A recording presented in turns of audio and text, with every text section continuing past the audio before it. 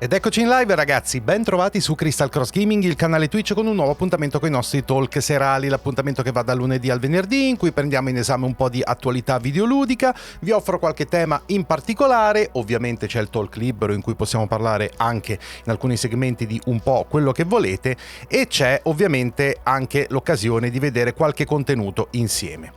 Ed è questo il caso ragazzi, perché poche ore fa, letteralmente, alla fine sono quasi un giorno, però è veramente recentissimo, il canale che conosciamo bene, ovvero NOCLIP, quello che fa dei bellissimi documentari sullo sviluppo di videogiochi, eccetera, eccetera, ha pubblicato un nuovo documentario, ed è un documentario su un gioco che è un tantinello di nicchia, se vogliamo, ma un gioco che comunque ha ricevuto molte considerazioni positive dalla critica e dai giocatori, che è Pentiment, ok? E siccome è venuto fuori questo documentario, ho voluto vederlo insieme a voi. Voglio vederlo insieme a voi oggi, d'accordo? Ed è un documentario piuttosto lungo, dura 1 ora e 20, perciò devo ridurre, al minimo le chiacchiere, perciò sarà una decina di minuti di chiacchiere giusto per iniziare, stando un po' insieme, e poi si passa subito al documentario, d'accordo ragazzi? Siamo in live in questo momento su Twitch, sui social come Instagram e TikTok, anche se continuo ad avere, io ci ho provato, ho sloggato, riloggato, controllato in ogni maniera possibile e immaginabile, ma continuo a non vedere i commenti che mi arrivano da TikTok e non ho assolutamente idea del perché, maledizione, è veramente, veramente molto, molto, molto fastidioso e non capisco come mai, ma tant'è. Non c'è altro modo di fare. Ho anche mandato un messaggio all'assistenza e vediamo un po' se la cosa si può risolvere nei prossimi giorni. Nel mentre io sono in live su TikTok, però se volete commentare, se volete relazionarvi, fare dei commenti, considerazioni, tutto quello che volete, vi raccomando di venire qui su Twitch a commentare, perché altrimenti io non posso vedere nulla. Mi dà live ma è tutto fermo. Quindi la live funziona, ho controllato, ma non posso vedere i commenti. Però siamo in live anche su YouTube. Sì, da YouTube vedo tutto. Siamo in live su YouTube in formato verticale, nel feed degli shorts, e quindi un saluto a tutti in ogni caso ragazzi. Ciao Muro di Pietra, Davide, ciao Sanshiro, ciao Luigi, Robby, Zanfauz, Agatha Ruth, Altarkside. Muri di Pietra, grazie mille delle trasmissioni consecutive. Anche il Caglia, SERATE, tutto a posto, ho fatto abbastanza nanne. Oggi va abbastanza bene. State of Decay 3 presentato a giugno, ho capito, però credo che siano voci, nel senso credo che siano rumor, non credo che sia ufficiale, ma magari, sono curiosissimo per quel titolo. Ciao Musa, benvenuti. Hai mai giocato a COD? Sì, quali? Quasi tutti. Ho giocato le campagne di quasi tutti i COD, però multiplayer no, non mi interessa molto poco. Ciao Massimo, c'è Emotional Games e Salvatore. Posso vedere i messaggi che arrivano su Instagram, ma non più di quelli. Ciao Chris, appena scritto anche su Instagaming, su IG, e niente, sono felice di rivederti, bello carico, un abbraccio nei commenti del post IG. Ok, bene. Sì, ci sono. Ovviamente la mia salute è un po' traballante, ma temo che non ci possa fare niente. Comunque in questi giorni sto, gradualmente alzando il livello di attività fisica per non esagerare. Un mio amico personal trainer mi ha raccomandato e ha detto non partire proprio al 100% subito, datti qualche settimana, tipo un mesetto, in cui andare su per poi raggiungere una certa performance, ed è quello che sto facendo, ok? Paddlemat, grazie mille del follow, benvenuto.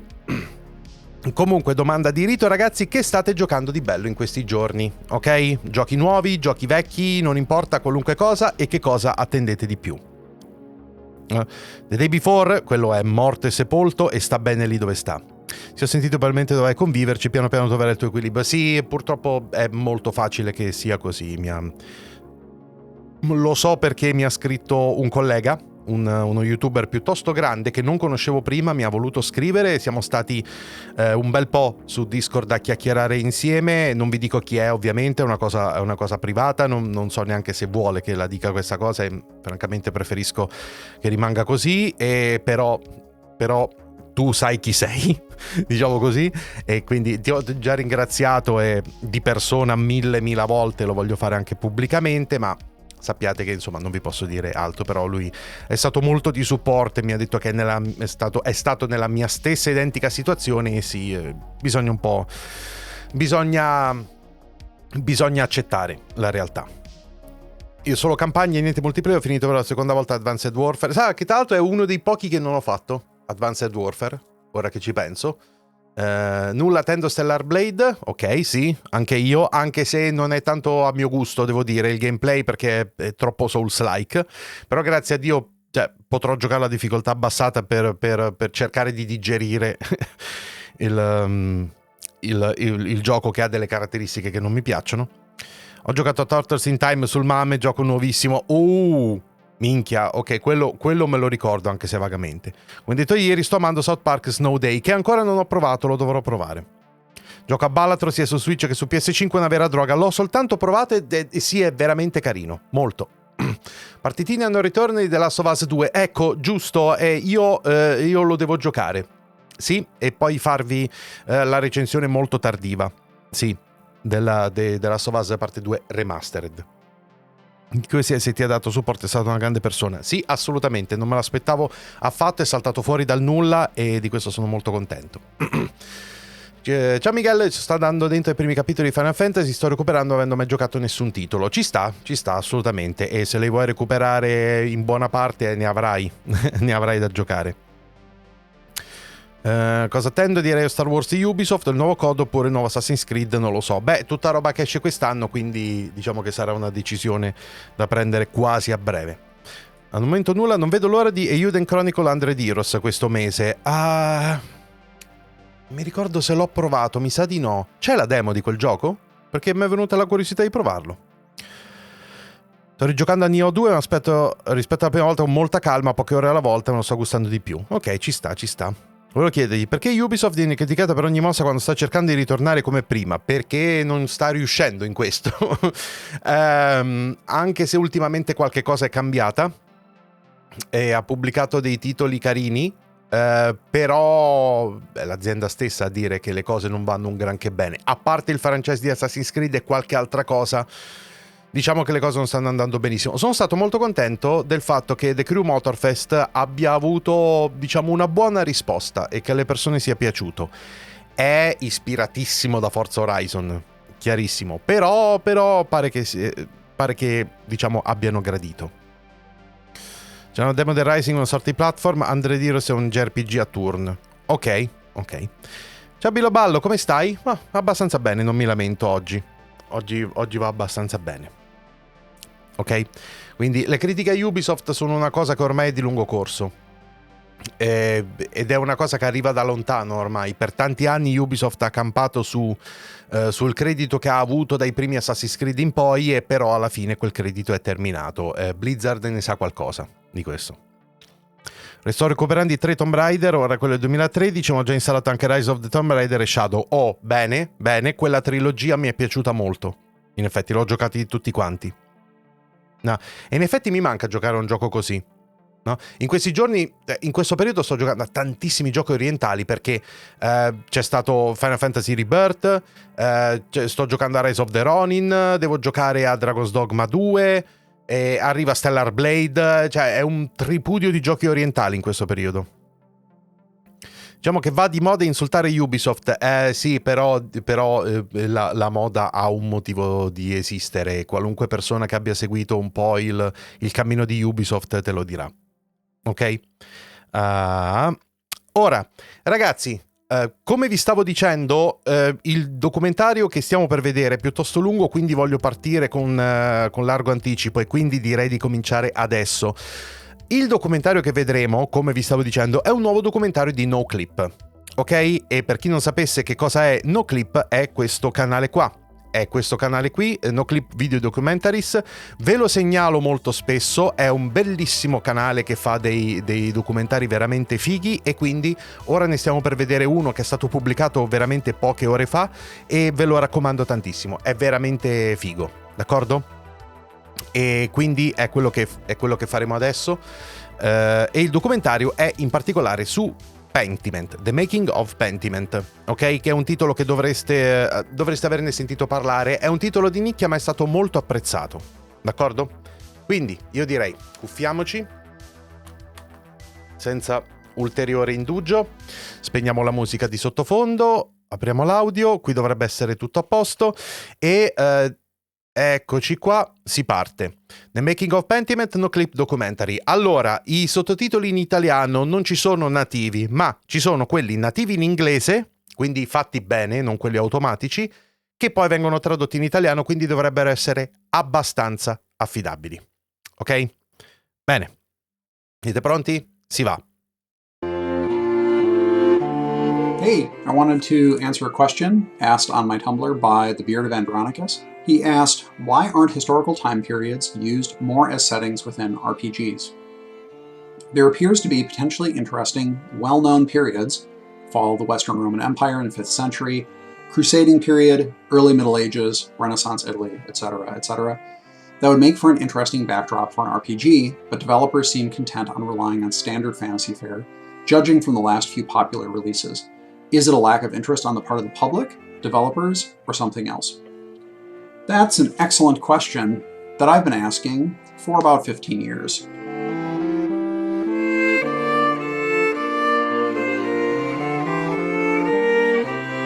Producing a documentary on the development of Pentiment is kind of a no-brainer for us here at NOCLIP, because there's simply not another game like it. Pentiment is a 2D historical RPG set in 16th century Upper Bavaria. You play as a journeyman artist working in a Benedictine abbey overlooking the alpine town of Tassing. A unique concept for a game, which produces unique design challenges. But the story of where it was developed is also remarkable, as this wasn't put together by a small indie studio. Pentiment was created by a team of about a dozen developers inside of Obsidian Entertainment, a studio drenched in role-playing game history, from the Black Isle days of Icewind Dale, Fallout, and Planescape Torment, to Obsidian's work on Fallout New Vegas, Pillars of Eternity, The Outer Worlds, and of course another 2D RPG, this one set in 21st century Colorado. But Pentiment isn't aping any game from Obsidian's past or anyone else's. From a design perspective, almost everything about Pentiment feels like new ground. Its setting, gameplay, art style, its use of typography, explorations of themes of faith, monastic life, Middle Ages society, war, revolt, and spiritual justice. In this documentary, we're going to explore as much of this tapestry as possible. We're going to talk about the challenges of finding the game's art style, the difficulty in trying to contextualize critical historical concepts without boring players to death, how the team built a town full of distinct characters and animated them, how the font was designed, the pressure on historical fiction to be accurate, and yes, we're going to ask them about all those weird little animals hiding in the margins. We're going to avoid the major spoilers for this game as much as we can, but the final chapter of this documentary concerns the final act of the game, so we're going to give you a heads up before we get into all of that. But for now, let's start before Quill hit parchment and explore just how a game like this gets greenlit in the first place. I've been at Obsidian since 2005. First game I started working on here was Neverwinter Nights 2. I took over toward the end of the development as the lead designer, so I closed that out. And then after that, I worked on a few projects that got canceled, and then I directed Fallout New Vegas, and then directed Pillars of Eternity 1 and 2, and most recently Pentiment. It's weird because when I talk about the inspiration for it, it was just the inspiration to make a historical role-playing game. That was about it. But the game that I drew inspiration from way back then was an early 90s game called Darklands from Microprose. And it's a pretty janky game. Like, even by the standards of the day, it was fairly janky and difficult to play. You know, it was 320 by 200, and it used like a stylized font, which is a weird choice and a weird combination of things. But it was very intriguing because it was a historical role-playing game, and it incorporated fantastic elements, but it really did feel like it was rooted in 15th century Greater Germany, which was the Holy Roman Empire. That sort of got me interested in history, and then I also studied Shakespeare's histories because I was initially in college in music and theater, and then I went over from the Conservatory of Music into the college to study history. I got my degree in history. I didn't know what I was going to do. I got in the games industry doing web design because I taught myself web design. And when I got in the industry, in my mind, my thinking was I want to work on a D&D game, which I got to do immediately because I worked on Icewind Dale at Black Isle. I wanted to work on a Fallout game, which I didn't get to do, and then I later got to do. And then the third one was a historical game, and it eluded me for a long time. A lot of the people I talked to about it were very skeptical about the idea of historical games in general. I think it's a lot of cases people have bad experiences with history in school. They don't like the way it's taught. It's very memorizing dates and things like that. So I said, yeah, I'm gonna skip the boring parts, right? Like when I say I'm gonna do something historical, assume it's the cool things in history. But it took a very long time, and around, I would say 2018 or so, I had played Night in the Woods, and I had thought about the idea of doing something that was structurally similar to Night in the Woods, but aesthetically more like late medieval, early modern illuminated manuscripts and woodcuts, and more of a narrative RPG, really. So focusing not on combat. Comunque in questi ultimi anni l'interesse per la storia antica e anche più moderna si è decisamente ravvivato. Io stesso ho imparato un sacco di cose ed è molto figo. And then Microsoft acquired us, and around that time I was like, okay, they have Game Pass, and I'm pretty sure that they want kind of like smaller, unique titles for it. And this is probably the only chance I'm going to get to do this, so I just went for it. What was the process of making that pitch deck, I guess? Oh, I never made a pitch deck.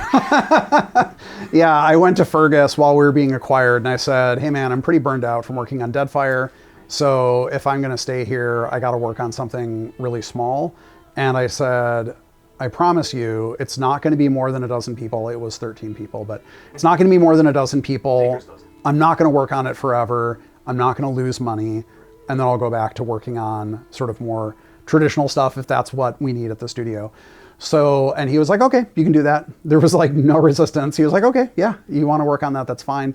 So at first, the only other person I really had to work with, and it was part-time, was Hannah Kennedy, who's our art director. And I knew that if she couldn't kind of build the art style, that I would not get any traction.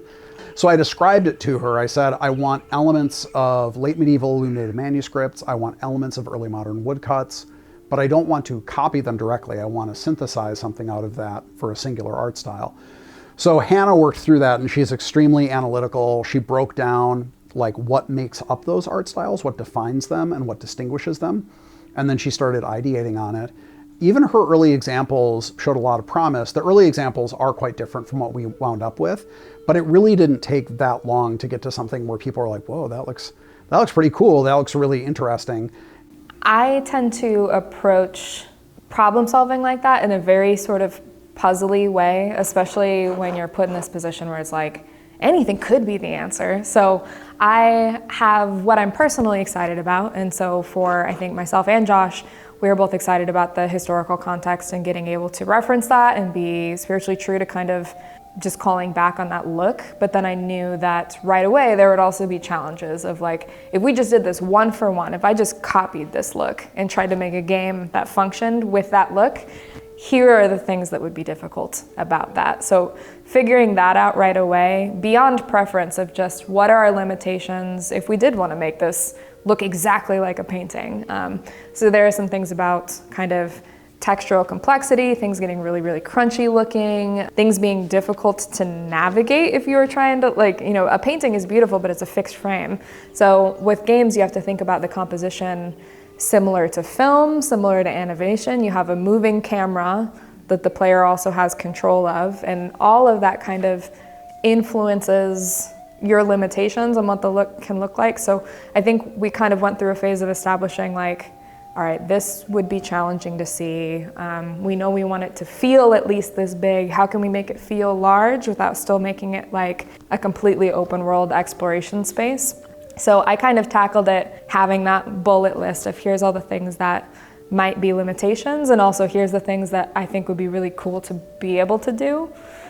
And then after having that, that's when I kind of sat down and did some experiments then of taking reference material from history, reference material from other games, and then reference material from animation, kind of knowing that those were going to be the three spaces we were majorly pulling from. Ok, scusate, ero mutato. Buonasera, Luigi Boro, Universo, ben trovati really a tutti. Kind of landing on exactly what that look was going to be. It's not like we just did a like, here's our test phase and we're gonna do a whole bunch of variations and then go, that's the one, and go forward. It did evolve over time as we encountered problems or things we still needed to solve. For one example was like, we didn't really understand it was gonna be a limitation of like traversal going into a scene when it's all 2D, because then you have to think like, okay, is the guy gonna shrink as they walk away? Or does it stay the same and then they technically are moving up? And that's one thing where it's like people that have made a lot of platformers are probably like, yeah, that's an obvious problem. You have to, of course you have to consider that. And I was like, I've never worked on a game in exactly this structure, so just none of us expected that to be a thing. And when we encountered it, we were like, okay, no walking into scenes, only diagonally up staircases, one way or the other, hills. And then that also then in turn kind of influenced the look and the way that the scenes were laid out. I mean, that honestly was one of the bigger challenges that we struggled with on the project. I mean, it's not nearly, you know, as complicated as a 3D project, for example, but that is the challenge of a 2D project in the perspective that we were driving with the art style that we were driving, was how do we handle the layering and the sorting, and especially when you have a character that's, you know, cutting something on a cutting board.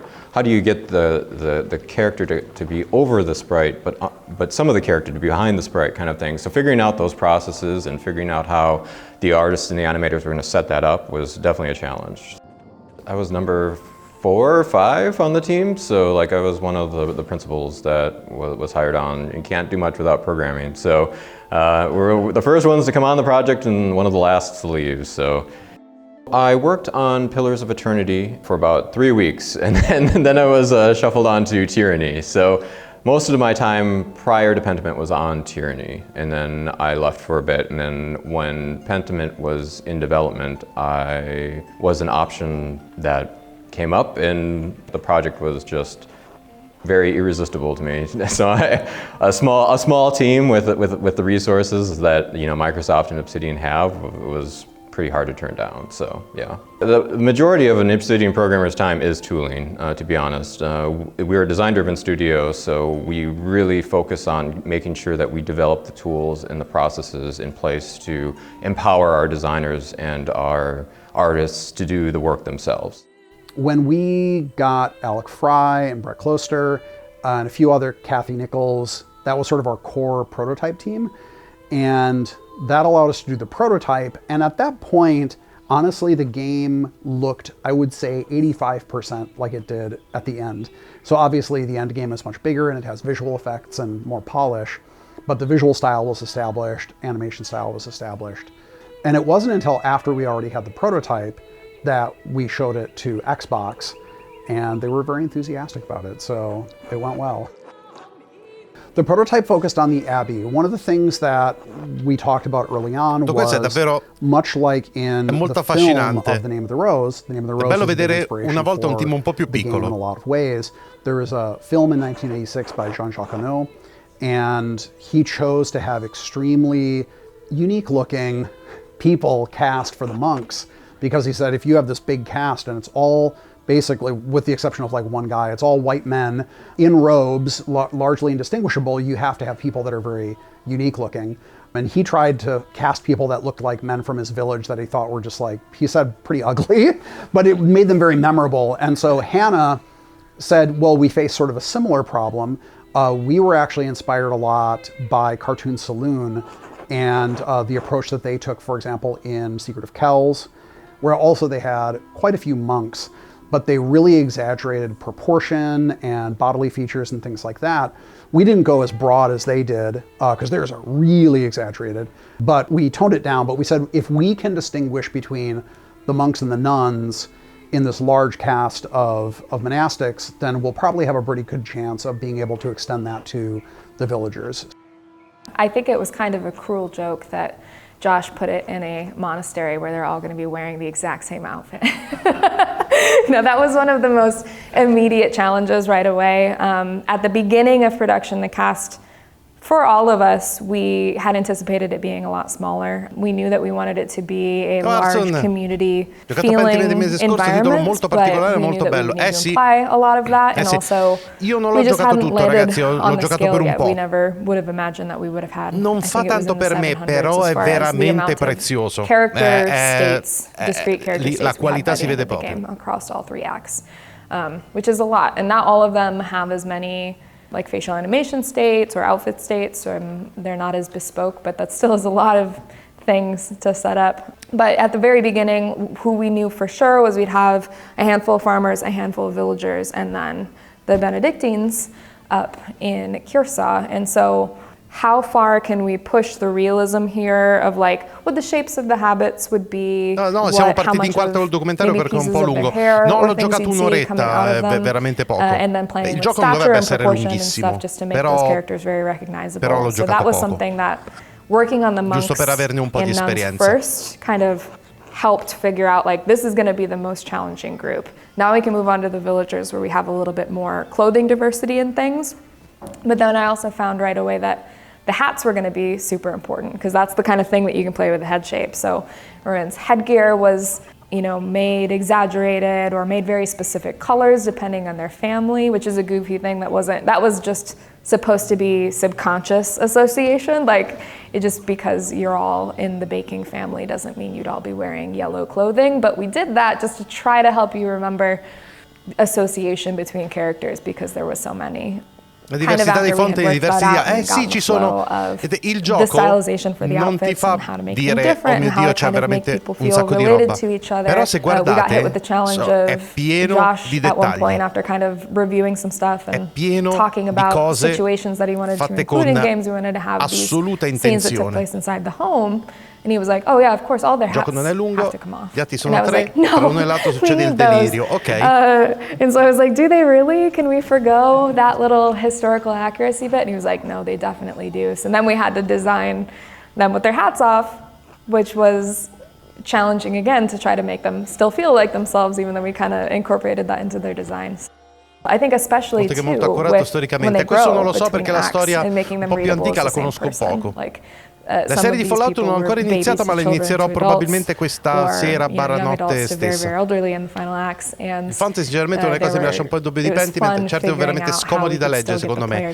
Questo può essere, sì. At the same person, even though they maybe had dramatically changed since they first saw them, which was a lot of just like finding some specific feature to incorporate into their design, whether it be like a specific mole and birthmark on their face, or just kind of always leaving their eye and nose facial proportions the same, regardless of what else you kind of change sta ragazza, è them. veramente molto analitica. That was a very fun challenge, and I think we ended up, you know, we have the narrative context to help support that as well, but I think people like that gratifying c'è l'opzione per averlo semplificato, ottimo, like, bene che l'abbiano pensato, guardate un po'. They're different now. The first approach was the prototype was set in the Abbey only. It was actually about the murder of Brother Guy. I said, that's not what it's going to be in the end. I want someone else to be the murder victim. But I said, whatever structure we choose for quests and stories here, I want to throw it out because it's a prototype and I don't want to get too attached to anything we do here. The only thing that we did keep actually from that, although I reworked it heavily, is the sequence with Sister Illuminata where you go into the books and walk around in the books. So that aspect of the prototype we kept, and a few pieces of background art, but we refactored them heavily. And of course, in the final story, it's not about Brother Guy being murdered, but that was really the prototype, and it was, you kind of were just thrown into it without much explanation, said, here's a murder, Andreas, figure it out. And then at the end of it, the Archdeacon showed up, and you kind of explained that, and we played through that and talked about like, si capisce che è pensato, cioè che è realizzato con tanta cura, cioè l'estetica è veramente importantissima. E anche guardate le animazioni, per quanto minimali, quanto sono I don't think there was anything that really a loro stumped us for a super long time. I think there were things that we were trying that didn't necessarily work out, but we discovered pretty quickly they didn't work out. Something that we had really early on was, you know, this concept of having an alibi, having a weapon, having a motive. And we kind of thought about how can we make that really interesting in the aspect of walking around, talking to people and finding all of this stuff. And our early prototypes actually basically required that you find a lot of these bits before you're really able to strongly accuse somebody. And we found that some of those bits are much more interesting than others. So obviously motive is exciting, and getting to talk to people and as a player thinking about why they would want to kill somebody, that's a really exciting thing.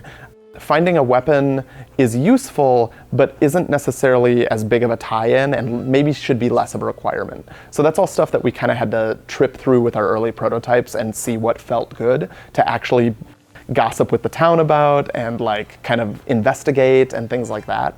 Some of those things became a little bit more sidebarred as we developed, and some got lifted up as the main thing that you were kind of looking for.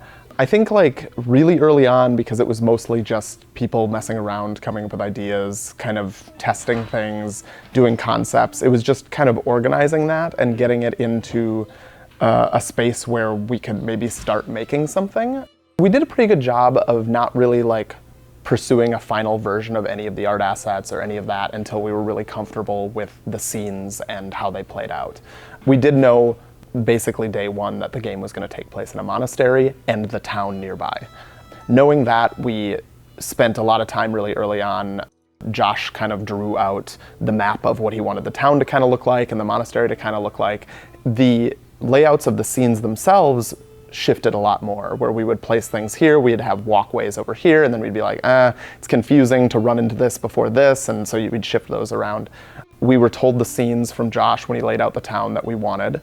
We built out all those scenes. Disegna la data, ci sono molte cose veramente bellissime. They were just a piece of parchment paper as the background of the scene, and I wrote the name of the scene. It would be like kitchen, and then there would be a big line across the bottom that was bright red that you could walk on.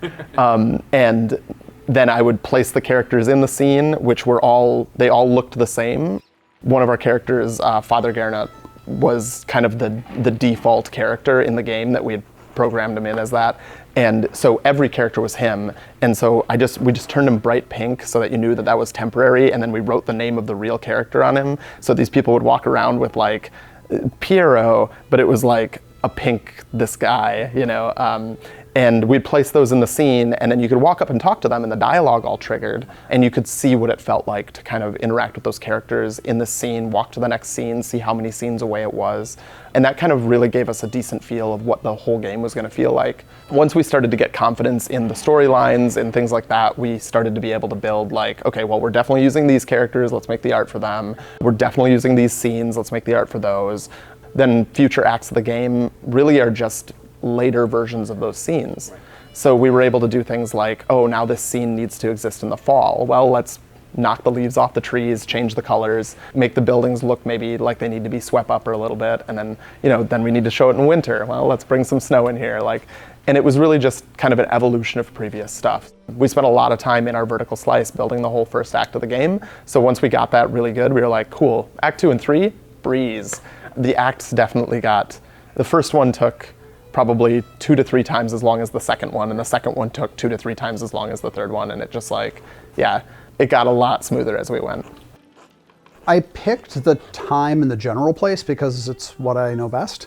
You know, I only have a bachelor's degree, so it's not like I have a PhD or something, or I'm a professor, but it is the area and the time that I know best, early modern Europe, specifically the Holy Roman Empire. I've traveled to Germany and spent a lot of time there. My grandmother was born in Bavaria, and so I kind of had an affinity for that general area.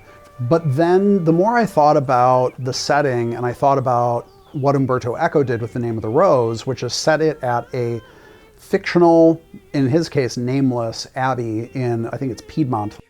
By doing something fictional that is framed within historical events, it gave me a lot more freedom. I'm actually very happy about the fact that Bavarians have played the game, and they're like, where is Tassing?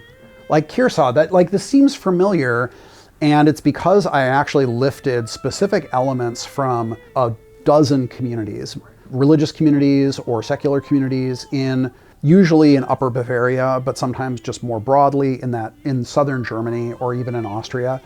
Whether it was like St. Moritz is their patron saint, or there's an abbey built on top of a Roman fort, or there was a double abbey, or there's a legend about a well or a spring. And these are all things that are present in communities, but not all of them together. And so by creating Tassing in this location where it's in the mountains, and it's near the border with Austria, and it's not on the road, but very near the imperial roads, la serie di Fallout la vedrò molto presto, probabilmente stanotte all these things, it created this sort of ideal location to tell the specific story that I wanted to tell without being burdened by like, well, this isn't really like what happened in Tots. This isn't really like what happened in Innsbruck, because it's not a real place. It feels like it's a real place, assoluta consapevolezza e scelta I hanno fatto thought pretty ogni early on singolo that I wanted to have aspetto del quite a gioco. large cast. I've told this anecdote before, but I was watching Molto carino lo a studio film called storico che c'è dietro, in Cross. effetti è It divertente, was aveva messo qualche based dubbio aveva on che a è già book examining the procession to sono Calvary sorpreso, è anche più di quanto by Peter Bruegel immaginassi. the Elder. And it's this beautiful Mannerist painting showing hundreds of people in this valley and Christ crucified sort of like in this inconspicuous spot, which is a very Mannerist thing to do. And there's just so many people from all these different strata of society. And then there is a mill in the background, and this mill is towering on this impossibly tall cliff. And in the film adaptation, Rutger Hauer actually plays the artist, and he says at one point, my painting needs to be big enough to hold everything, everyone, all the people. And I was like, that's awesome. And he described the idea of God as the miller watching over the world.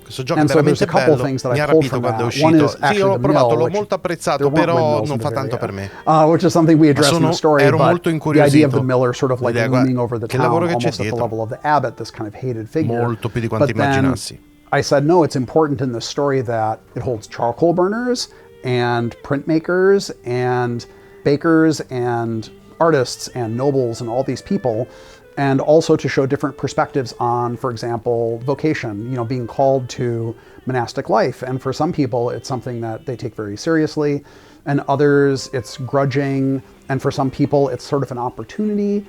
People came to that life and still come to that life from all different places, and their experiences in it are very different. And I didn't want to try to portray any individual occupation or strata as this is what everyone here is like. There are some pretty decent and nice nobles, and there are some pretty awful nobles, and there are some monks and nuns that are very pious and some that aren't. So it was kind of to give that breadth of experience.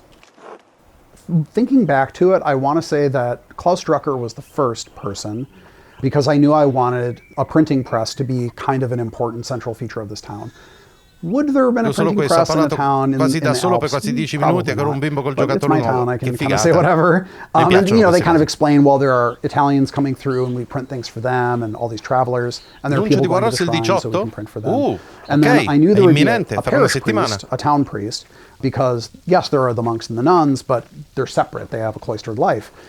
And then I think I had the idea for Sister Amelie being attached to, in her cell, attached to the church. And then after that, I think I started to develop a few other things. I talked to Winston Black, one of our consultants, actually went to school with him, although he went on to actually become an academic. But his specialty is in medieval medicine, so I worked with him on the idea of the town doctor and his relationship to the midwife. So I knew that I wanted a midwife, I wanted a town doctor who was actually university educated, and then the peasantry. And we really built out the peasantry. I said they should be the most numerous because they were the most numerous. It takes a lot of work to get all that food made. And I wanted to really distinguish those farming families, but also show that in a lot of ways they are interconnected. There are marriages between them, there are marriages sort of between those classes. So I knew I wanted a lot of the peasantry because I did think, again, to show the breadth of experience and intelligence and attitude. There are some peasants that are truly awful, and there are some that are extremely kind and nice and hardworking and intelligent because they're just people. And I think it kind of just went out organically from that until I kind of looked at this map. I think very visually. I think of characters in terms of kind of like a name and an image in my mind. And then I start building traits around that, and then I start working them into story elements. That's how I naturally do it, and it's also, I was interested to find out that when Umberto Eco started The Name of the Rose, he started with just a list of names of monks and their positions, but that's kind of just how I thought about it, and then I thought about them kind of in the town and where they would all live and how they would be arranged around the commons.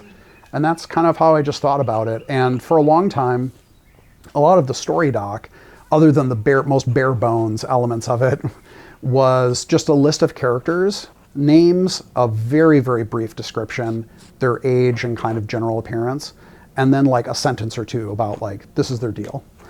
And it was kind of about getting that spread of contrast. So when you read through it, you started to get a sense of, yeah, this is a whole community of people who are quite different and quite varied. Yeah, I think that was kind of the process. It was pretty organic. If you're finding this documentary interesting so far, we just wanted to let you know that we have extended cuts of some of the interviews, along with some bonus patron-exclusive scenes available over on our Patreon. That's patreon.com/NoClip. Pentiment is a game entirely focused on people, their motives, relationships, and what role they occupy in the town. But creating a cast of memorable characters isn't easy when there's just so many of them. So how did the team populate the town of Tassing and the adjoining abbey? And what about the character of the town itself? The characters that were only featured once or like in their own specific context were really fun to work on as well, because it was interesting trying to give justice to their story and draw attention to them, even though they might only have their couple small moments. For all of the Memory Palace characters were really fun, because those were getting to push the limits of what we wanted to do for character designs, like do the really ornate kind of. That was a fun one as far as having historical vetting and notes given on the project. I had given all of them sort of the rings around their heads, the halos in the first one, of sort of like, these are holy figures and they're imaginary, so this might be appropriate in the setting.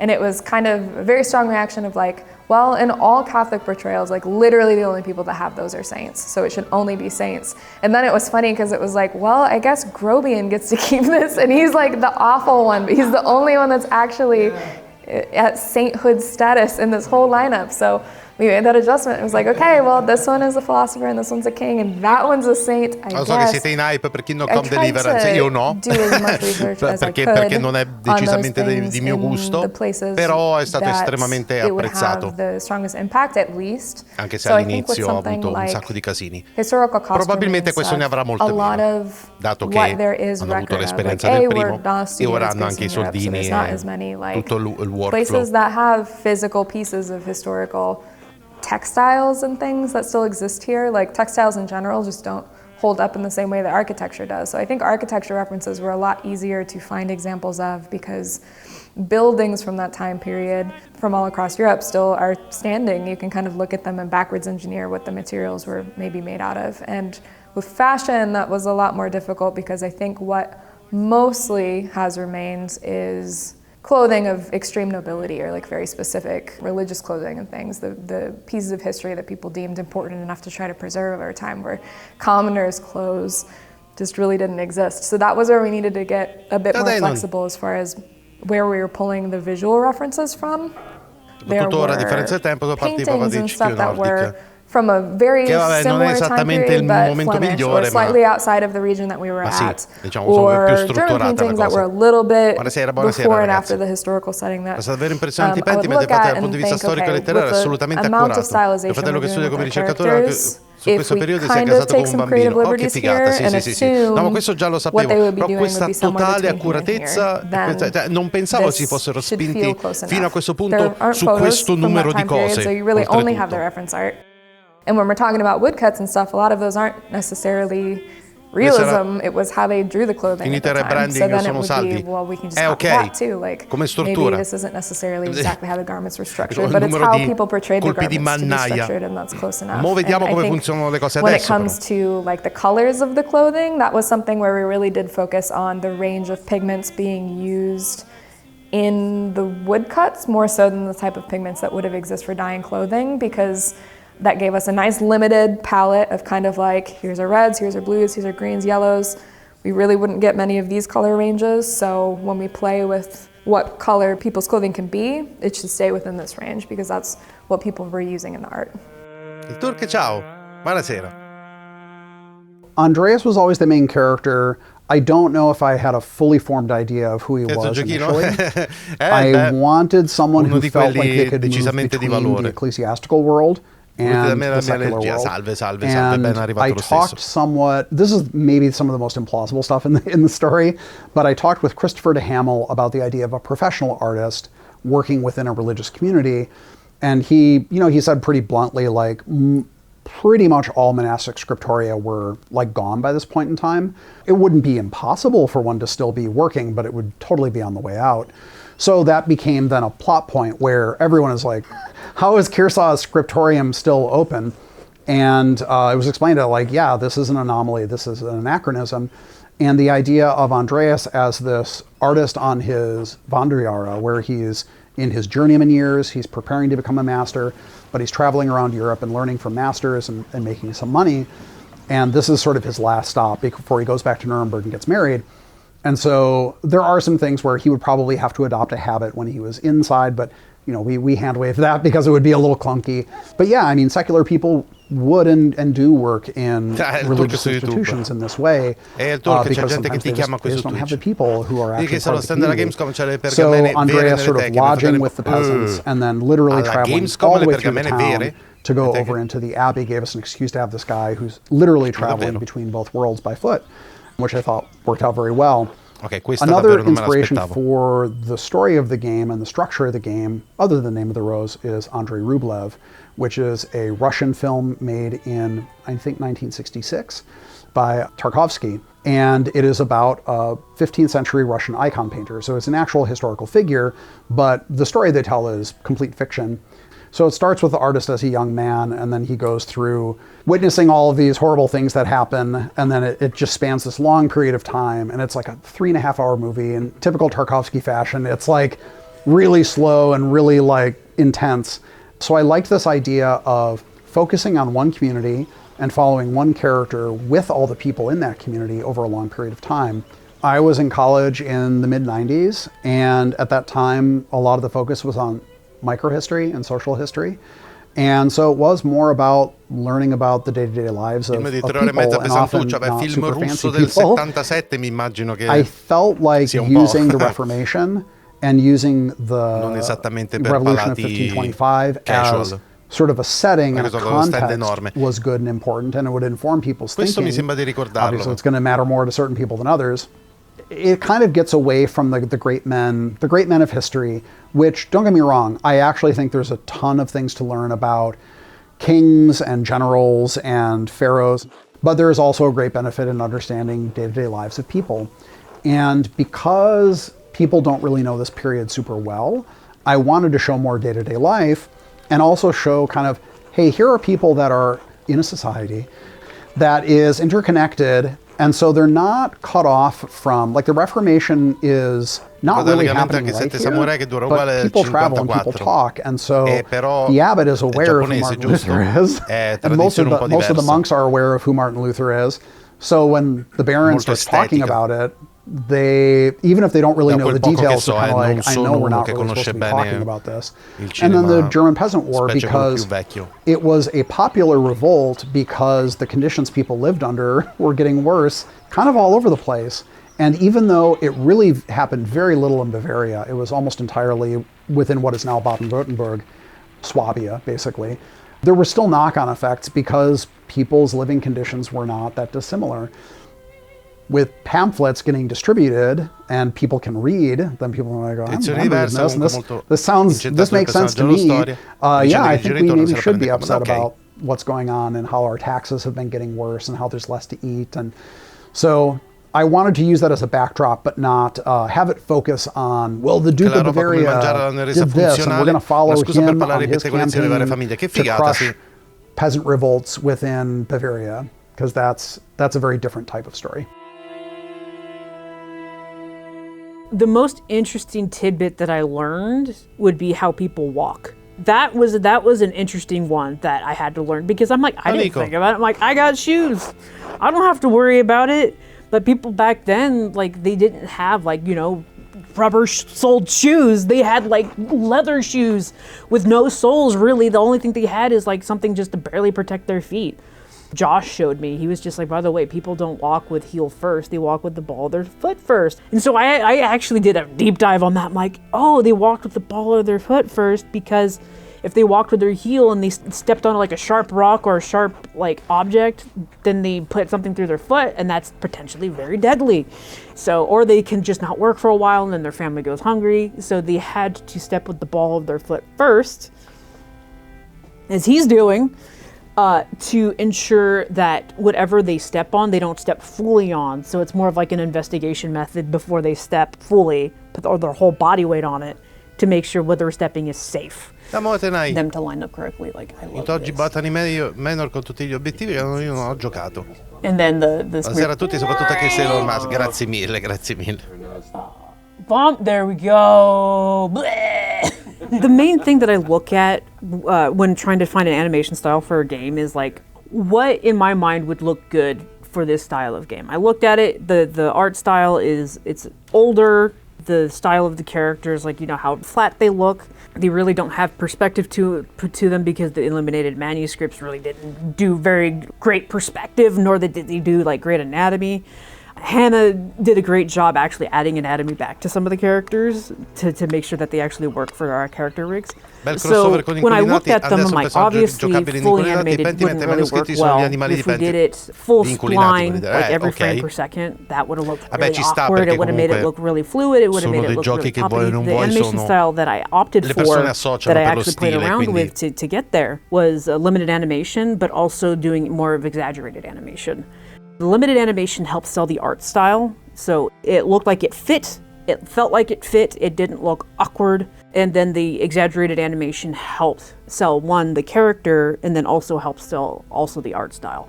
In terms of trying to find the animation style, basically all it was just me. I think it was just me and Hannah in a room for a long time. Lo so. And then we ended up doing, basically, it's like animating on like 4s is an animation term. Instead of animating on 1s or 2s, we're animating on 4s. If we did fully traditional animation, I would have needed a whole lot of more animators and a whole lot of more money.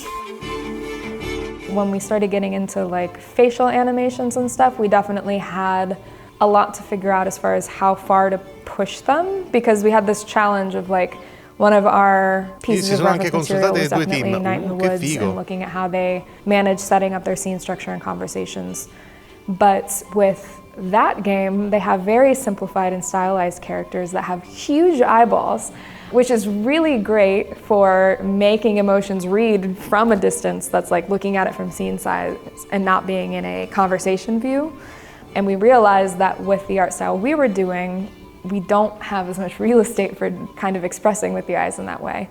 So then we knew, well, this is why in animation things are often exaggerated and stylized, because you want to be able to see it within the scene and have the emotions read really well, but we also didn't want it to feel goofy, so we had to do a lot of kind of experimenting on, like, I think Andreas had like 4 or 5 different waves of facial animation or facial expression states until we got that just right. Like his surprise face for a while was like very surprised.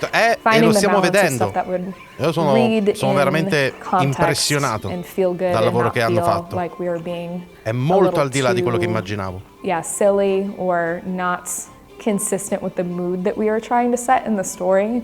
So when we were making the characters, when I was rigging up Andreas initially, I wanted to be able to do anything that I wanted to do on one of our like 3D games.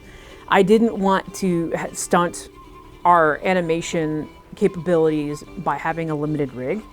So I created pretty much a detailed rig that can do anything that Josh wanted under the sun. The character wanted to do a cartwheel, we could do a cartwheel. The rig can handle that. The only caveat is that we had to then draw more art assets for like the actual character themselves. So like if we wanted to have them do a cartwheel, we made sure that they had the poses so they could do the cartwheel. Like for example, on the torso, there's only so much mesh animation we could do on the torso. We would have to do like, you know, a new art piece. The amount of bones that the character has are pretty simple in terms of points of articulation. The magic really comes in when you do the actual like mesh animation.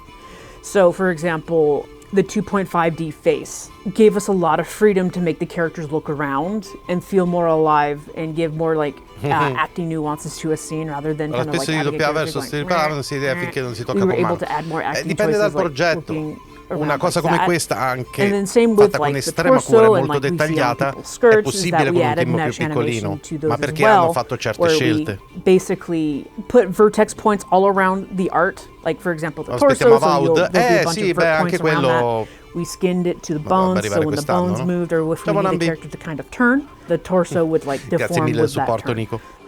To make scenes feel alive, there were a couple things that we had to do. So for the VFX, we didn't want to do any kind of real-time, I guess, particles. We didn't want to do like realistic looking cards. So what we ended up doing was I looked at the art style that Hannah had already established. Then I looked at the touchstone art that Josh has already made for the game.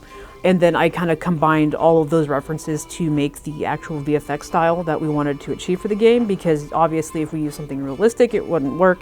If we use something that was fully animated at 30 frames per second, wouldn't really work because the limited art style of the characters, so we did a really limited stylized VFX for the game. Even the particles that we did for example, the fire, if you look at them, they're not just standard particles. They're like, if you zoom in on them, they're actually they have symbols and stuff that are going on and flutter through them. So it's a really cool, nice little detail that we added.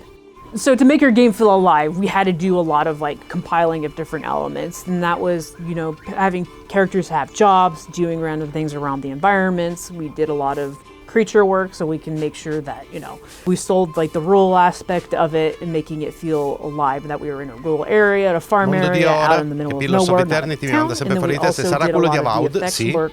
Even though the VFX work, a lot of people probably didn't notice, but it was more of a subconscious feeling, giving the feeling that, oh, we're in an old house, oh, we're by, a pig stall, so there are all the flies and things like that. So we did a lot of subconscious VFX work to sell some life happening in our scenes. Quanto sono bravi tutti, nel senso Pentiment had a veramente setting and si was populated esprimono by a cast of characters. una But maniera how is this e game con un going to play? With no esprimono un combat, perfunctory dettaglio movement, e and una quite a cura lot e of un amore reading, per quello che Pentiment fanno could easily have been a slog impressionante. to get through. So how did the team write a story to pull the player along? And what game mechanics were utilized to vary up the experience? One of the things that we like to do at Obsidian is have choice and consequence and reactivity. The problem is that usually you're a wandering stranger, so that reactivity has to happen kind of immediately or in a very short term, or you have to kind of throw that character back into the player's face somewhere way down the road so they can understand, oh, this is how my choice impacted you. But the appeal of staying in Kearsarge and Tassing for 25 years is that we could keep coming back and saying, hey, remember that thing you did? This is still going. And it made it a lot more appealing to carry knock-on effects where you don't initially realize it, but then later you see oh man, that's right, I did do that. That is having a consequence.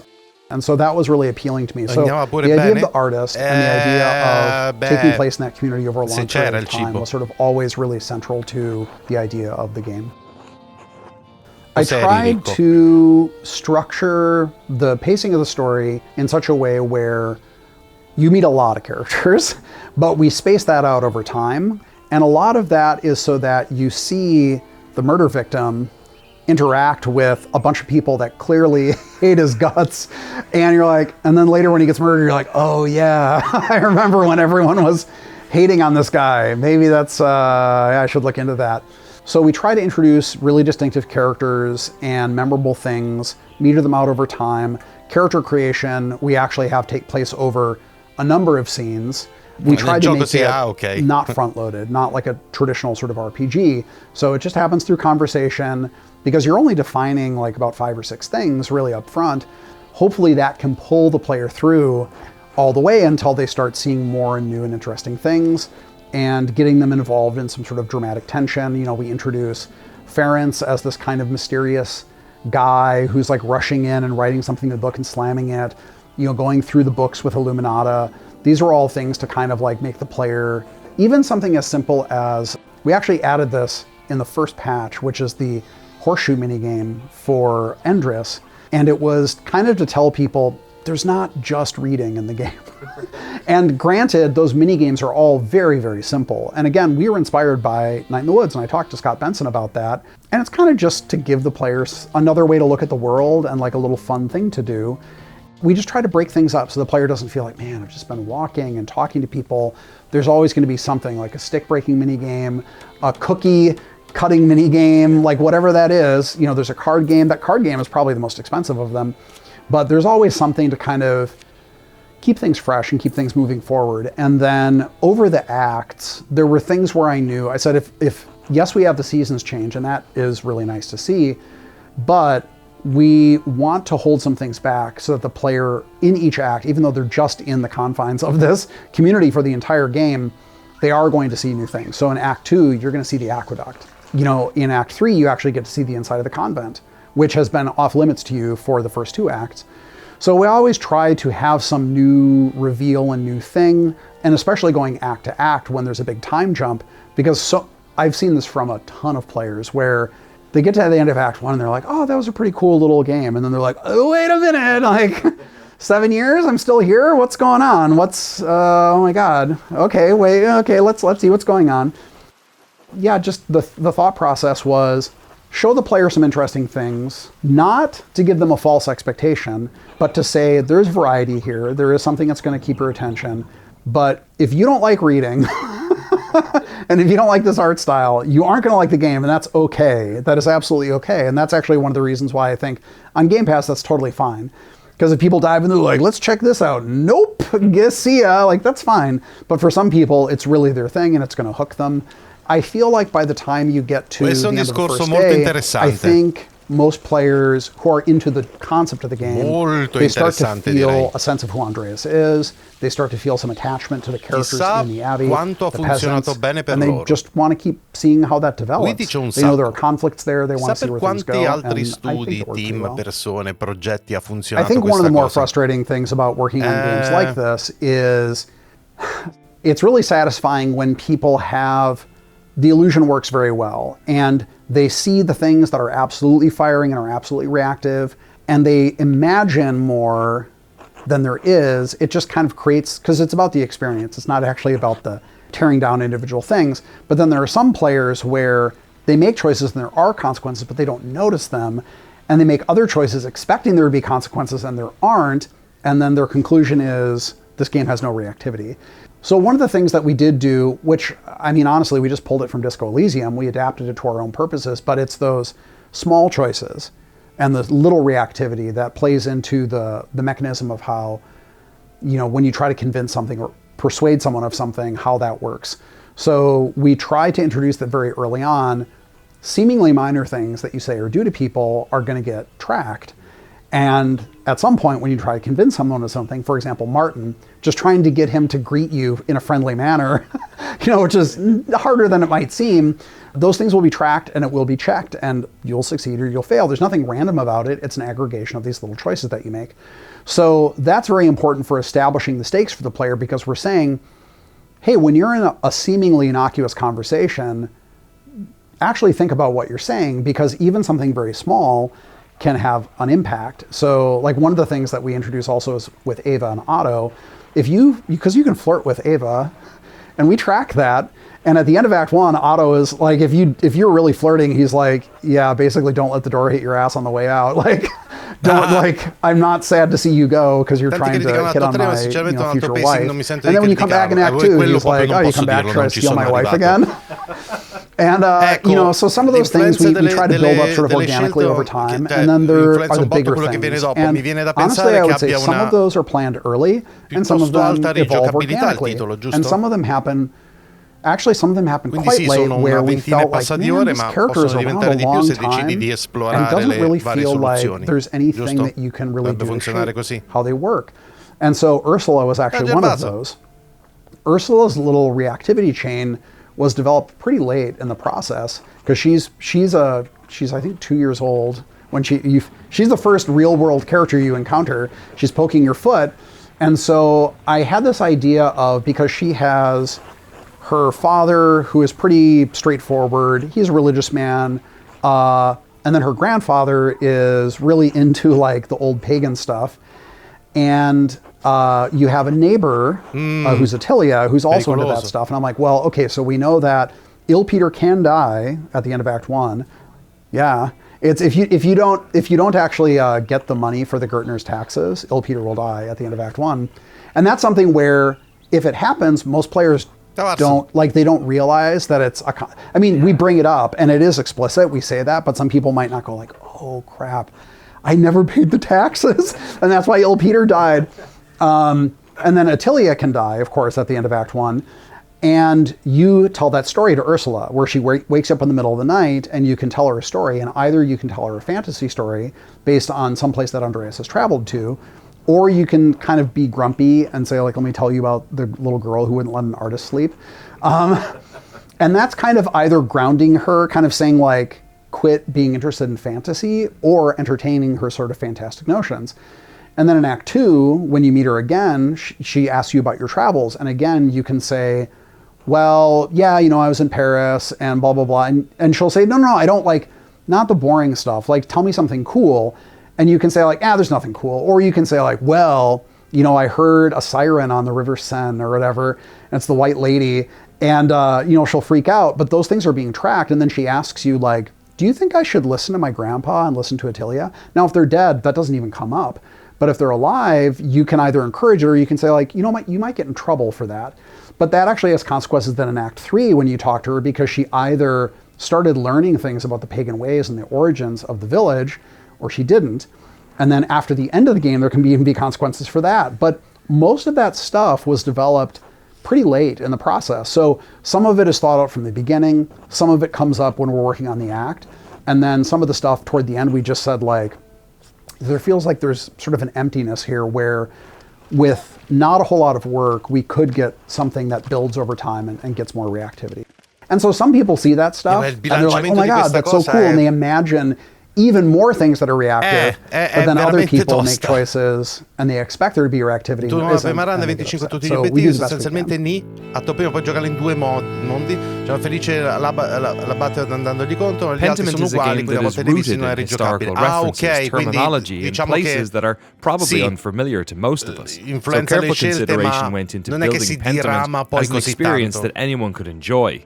The puzzle of trying to properly communicate these concepts in a way that felt part of the game's aesthetic and didn't interrupt exposition was a tricky one. And while we're exploring that, let's also talk about the font. Font designers Lettermatic helped on this project, and they've produced a fantastic case study of their work to design Pentiment's various fonts on their website. We have a link to it in the description. But how did the team implement this cursive script into the game? And what about all those fancy lads in the margins?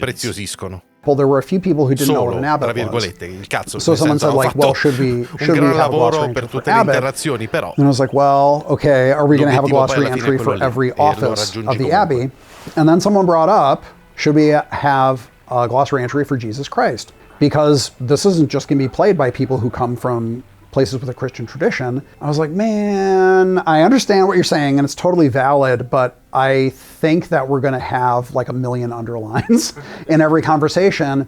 And, you know, it was kind of arbitrary, I will say, but anything that I thought that you would be able to figure out through repeated exposure and context, like abbot, I said, if you don't know what an abbot is and you keep talking to this guy who's in charge of the abbey, clearly, demonstrably, you're going to figure out, oh, he's the head of the abbey.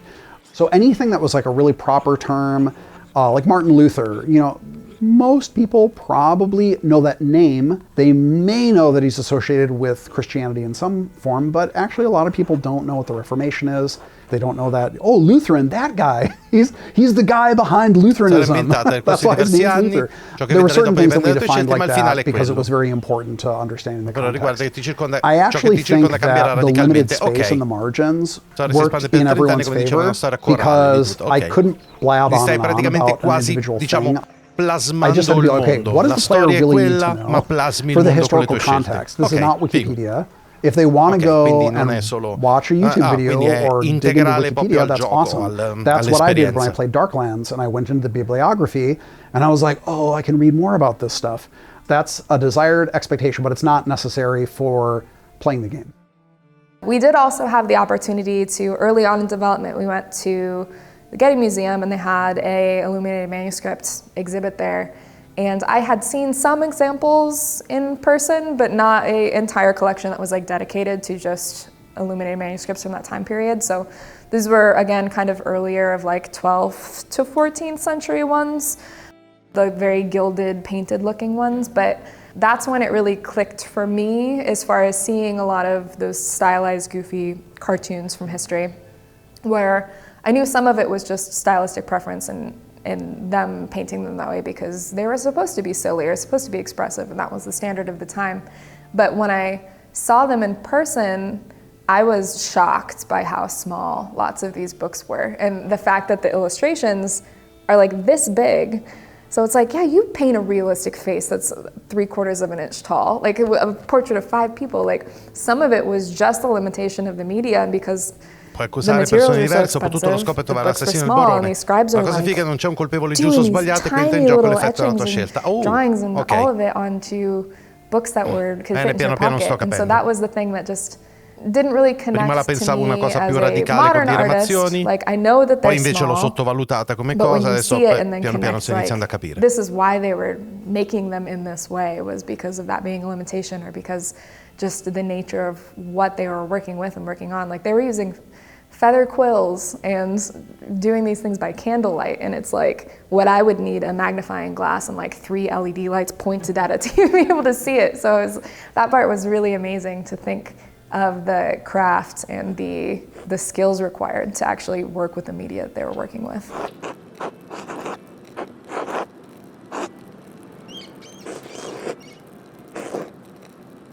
Starting out, we knew I rumori anche sono molto curati, questo me lo ricordo molto bene. È una delle cose che mi ha sorpreso di più. Sembra piccola come cosa, ma in realtà è importantissima perché mi sa che la sentirebbe tipo tutto il gioco. Historical spellings, just because if not in this game, then when?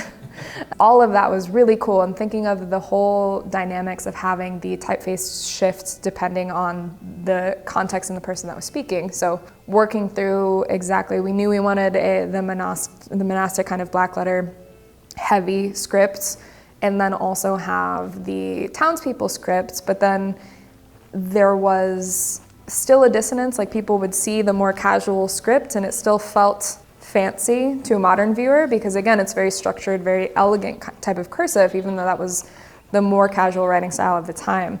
So then we knew we wanted to have an additional typeface at one point that would be essentially peasant scripts. I think at the beginning we kind of knew we wanted at least 3 fonts, and as we would use those in context, we'd realize that we might need another one for this specific use case. And then the thread puller font ended up being unique because we wanted to have that be a part of the narrative context of finding the notes, was that, oh, you can tell this isn't from one of the monks in the monastery because it's more ornate than that. And then when we got into things like the errors, that was another thing that we kind of thought would be cool as a tool for differentiating different scribe levels, essentially how comfortable people were with writing.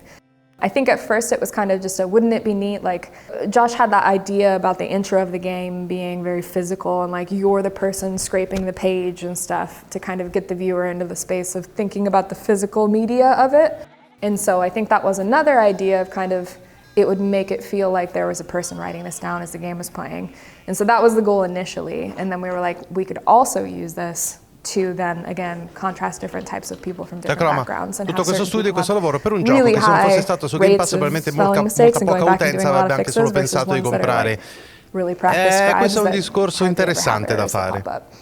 Sì. And then the druckers doing the wood pressing part. Yeah. Yes, that one was so cool when Josh kind of explained what he wanted there and how it might work, and then again our programmer Brett did the first test and we were like, yeah, that's so cool. It feels weird. The first test we did, it was doing that pressing every single statement that people would say, and it was like and it got, again, that was just like, well, that's annoying, so we're gonna have to change that. But then it became the first line in sort of a series of threads back and forth between people is when we would use that.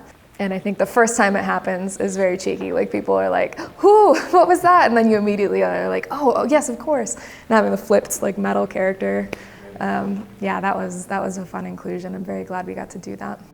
I knew this was going to be one of the biggest challenges of this project, and to be honest, it proved out to be worthwhile. But initially it was, are we sure we want to invest this much time into this feature? But it was really a keystone feature of the game, is the font system. So we had 5 different fonts that we gathered from external artists that would generate them, and then we would actually import each glyph and each character separately into a stroke mask, basically, that revealed each letter as it was being written out. Figuring out the tech behind that and making sure that it was up to snuff with what Josh was looking for was really quite a challenge. Like for a printing system, a cursor system that would simulate ink quill dippings and things like that. Right? Like this is all stuff that you kind of have to make from scratch because nobody else is going to prioritize this stuff in their font systems. Right? So yeah, a lot of time was spent on that in the development process. We experimented a lot of that throughout dev cycle, like how is a cursive going to actually work? Like computer cursive works because every glyph is the same, right? Like they know when a cursive point is going to end and then progress on to the next glyph. But when you add variations to that, like how do you ensure that that's still going to look right? So yeah, we ended up with a bunch of different like randomizations that we would kind of put into the font. To make sure that like, hey, this E is going to be slightly different, or this A is going to have a loop on it, or it's going to be more compact, or it's going to be tilted slightly. And all those little variations all required their own individual stroke mask. So it was basically done by hand. Somebody would go in and draw over each letter to make sure that it would reveal like in a way that would be written. So. What about the, I guess, accompanying audio that happens with that? Is there a lot of work to try and make sure that feels? Yeah, I mean, we worked pretty closely with our audio engineer on the project to make sure that that was right, because we knew that we weren't going to have VO in the game, so we wanted our VO to be that audio. And they spent a lot of time with Josh to try to get the sound right, to make sure that it was going to sound like Parchment of the time period and everything. So yeah, it was really quite a challenge to kind of figure that out. We spent a lot of time with how conversations were going to work and how conversations were going to flow, right? Like we needed to know, hey, how many bubbles on screen is going to be too much? How is this bubble going to transition off the screen? And how much animation are we going to really do and have it be kind of accurate to the time period? So there's a lot of iteration and a lot of development there that may not be appreciated, but we iterated a lot throughout development on that kind of stuff. So that kind of stuff, I'm really proud of how we ended up with it. I mean, it may not be everybody's cup of tea, but we spent a lot of time just trying to make sure that how does this journal work, and how do we transition from the journal to the game in a way that's not too jarring and flows with the rest of the historical aspects of the game. Can I ask, my notes, I have this written down as those weird little boys in the margins. Yes. Can you tell us a bit about the, what you had a name for them, what were they called? The margin. I like weird little boys in the margins better. I think that's a better term. Tell us about them. I also love them. So those are marginalia, all of those kind of cartoons that happen in that space. And I find them super charming. I think lots of people find them really charming. I think it's fascinating. This is a tangent, but the team behind Inculinati, that game was kind of being developed and releasing in a very similar schedule to us. And when we caught wind of that project initially, we were like, what are the chances? This is so cool. We have two games that I like directly reference medieval marginalia in sort of illustration styles. Theirs is a little further back than ours, but we intentionally included some of the older styles in ours just because we thought it was fun. I find something so beautiful about these goofy little cartoons that they still resonate so strongly with people. And I think some of it, there's this impression that we're almost like dunking on them, or like they're drawn bad and that's why they're funny, and that's not the case at all. We're always drawn to be funny or to be storytelling, like communications like that. Like the margins and type of imagery that got to go in there was lots of times just the scribes and the monks that were making the illustrations having a spot of freedom that was totally their own, so they got to draw things that they wanted to in that space and that they could. And so like there's something so beautiful about that to me that I wanted to incorporate in the same way of being like, all right, this is our space to be silly, and so some stuff that we just find delightful, we want to be able to include there. If it felt goofy in the original context, like we want to make sure that that's still there. So we use the margin space as kind of our contextual, here's some additional information about specific terms that you would encounter in dialogue, and then we occasionally had some representative images of like a person. If it was reminding you of who that person was, we'd include their portrait in there as well if they were being referenced in a scene that they weren't actually in. But the rest of the stuff was just stuff that we liked and we wanted to include, and there was definitely times where I just needed a break from something else and I would draw some more goofy margin doodles that would be in there. And then another thing that I loved from the reference material is just all of the really long fingers pointing to stuff. That is the cursoring system.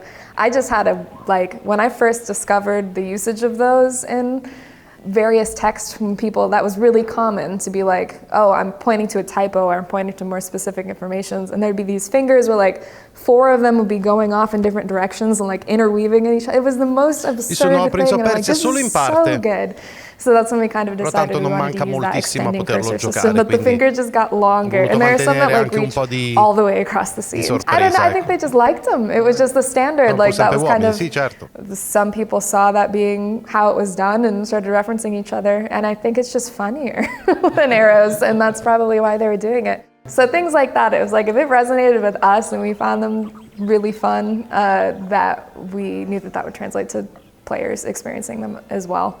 I loved with the marginalia because some of them we got to like design new silly things, and lots of those were essentially kind of copies of just one-for-one pieces that were in historical references, and the player base caught on to that right away. And I think it was not like a cheesy like, oh, you ripped them off. It was very much like, I know that, like they're referencing this thing and I know what that is. So the frog was one.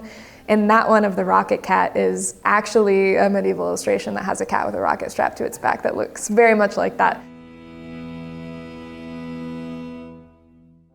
If you've managed to get this far without pausing the video and downloading Pentiment, now is your final warning. In this last chapter, we're going to explore the game's final act, the ending, and how the team felt when it was finally completed. Ok, quindi questo è il punto degli spoiler, ragazzi. Quindi se non volete spoilerarvi le parti del gioco, saltate questa parte, ok? I was inspired by Andrei Rublev, which in the third act, Andrei is not even really present for most of the act, but it focuses on a young man who is the son of a bell maker. And he convinces the Tsar's soldiers that he knows the secret of casting bells. His father has died. And he's like, I can cast a bell. And he convinces them, and he says, like, I'll show you where to cast and everything. He's young. He's like, I think 15 or something like that. And they're all incredulous. They're like, there's no way this kid knows anything.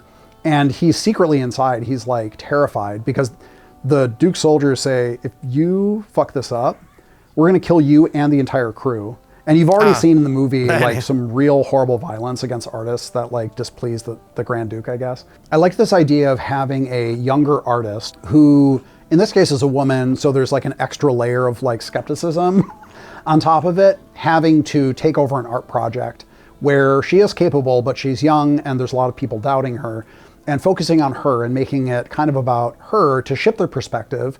And that's kind of how that started. And I liked the idea of it being Klaus's daughter. And I can't remember at what time we decided that Marie and Bert, his wife and son, would die. So he's survived only by his daughter. And so I wanted that relationship to be really strong and like strengthened in Act 2 so that it would be a really solid foundation for the third act. Did the ending change much then the last little bit? Yeah. Can you tell us a little bit about that? Okay, so this is spoilers. You're being warned here, but initially you did not witness Klaus die, and people were like, "This sucks." So he did die, and that was like super awful, and it kind of came out of nowhere. And there was also the conversations with Father Thomas. There was a bunch of stuff, like basically it was twice as long. And people were like, man, I know this is villain monologuing at the end, but we got to wrap this up. So I cut that out. I moved all of that into Act 2 and I trimmed it down. We spent a lot more time establishing Klaus being attacked and being sick and letting you know up front, like, no, dude, he is gonna die. Like, it's a matter of time. And then allowing you to actually be with him when it happened. And that was actually direct, like people who had had experiences with loved ones dying, and they actually felt like genuinely angry when it happened in the game. They're like, this sucks so bad, it's actually triggering experiences from my own life. Please change this. And so we did, and it was like way better. And also, yeah, Utz, there was no option to marry Utz. Because I was kind of like, I couldn't conceive it. Like I wrote a lot of Utz's stuff and he sucks. He's like, He's 18 years old and just kind of stinks, and he's really inconsiderate. And people are like, I don't know. Some people are like, I don't know, maybe I want to. I was like, really? And they said, yeah. I said, okay, yeah, we'll put that in there. So yeah, there was a lot of stuff. And then just structurally, there were some other things that I can't remember really clearly. A lot of the time flow and things like that in Act 3 were not really clear. So we cleaned up a lot of that stuff, but it was all due to feedback that we got pretty late. I think among the team, we were relatively confident in the project.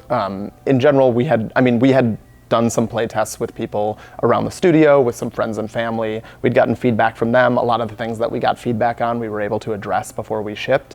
Because again, we weren't super crunched for time on this project. We felt pretty confident in what we were able to release in the time we had. I think also, I have to give a lot of credit to the comms team here. We did a great job of messaging the game to the public.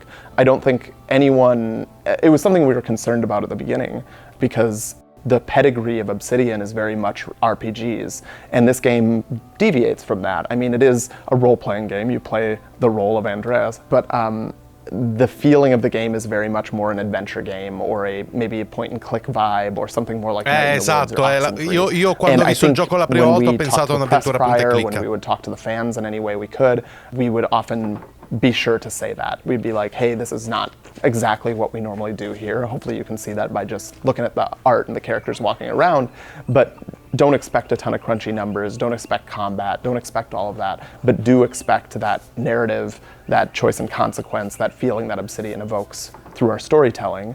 And I think when we talked to the fans a lot about that and talked to the press about it beforehand, their expectations were completely set, and we felt pretty confident in that coming out. I never had any big expectations for how the game would do sales-wise, and I don't think anyone really did. Being on Game Pass, the expectation was that there would be kind of buzz about there being a unique game on the platform, and I was happy. I knew that people would perceive it as being unique, and I thought I was not actually sure about the reviews. I thought the reviews were going to be lower than they actually were. As people are very fond of saying at the beginning or end of every Pentiment review, now this game isn't for everybody, as though any game is for everybody. But this one really is not for everybody, I guess. Yeah, I thought a lot of people were going to kind of come into it and just look at it real sideways and be like, this is not it. And there were a few reviews that were very much like, no thank you, which is fine. But it reviewed better than I expected it to. And yeah, I was happy that it got nominated for a bunch of stuff. But we won the GDC Narrative Award, and I was very happy about that. Okay. And I realized later, I feel like every game developer eventually becomes Act 2 Andreas. Like if they stay in the industry long enough, they eventually kind of get to this like fried mental state, and they're like, yeah, that's me. I mean, I think the team seniority really helped us out. Like, we really didn't hire any sort of, juniors or even mids per se that were really part of the core team. Everybody was doing senior level work on the team, and that really helped us out. Everybody was able to take a feature, break it down, work with each other without any sort of overhead of extra meetings or communication because of the team size. So it really allowed us to allow Josh to focus really on the narrative and that important aspect. We really were on the same wavelength, and that really is a testament to Josh's direction on the title. So like with Josh's direction, we were able to really get a good vibe of what we were looking for, and then through that we could just communicate directly with each other. If I needed something from animation or animation needed something from programming, we would just communicate directly and kind of get that taken care of without having to like bring it up in some sort of process or thing that might slow down the production. At the end of Pentiment, did you feel like, oh, these are games like I could make this type of game forever? Did you get an inkling for something bigger, like creatively, sort of where were you? Yeah, I think coming out of it, yeah, I think I could make smaller games. I think I could make bigger games again. I think what I realized between Deadfire and Pentiment, Deadfire I was super burned out because it was, even though I was very happy about how it was critically received, it didn't sell well initially. And it was super draining, and there were a lot of compromises that we had to make in developing it. And I didn't feel good about any of that. I felt like it was just compromise after compromise after compromise, like, okay, we'll do this, we'll get it done. And with Pentiment, We didn't take our sweet ass time on it. Like, it was 3 years, which, by the way, is the longest I've worked on any game in 25 years. I've worked on other games that eventually got canceled for about that long, but in terms of actually released games, 3 years is the longest I've worked on a game. But I realized the important thing is that it's not that you don't compromise on anything, but you can't go into making a game for, I guess, the wrong reasons. You got to genuinely be excited about the game that you're going to work on. And I know that's a luxury, but for me and where I am, I can't make games where I'm not super genuinely fully excited about doing it. I can't come in and be like, well, you know, I'm not really happy about where we're going with this, but I guess we got to get it done. I just can't do it anymore.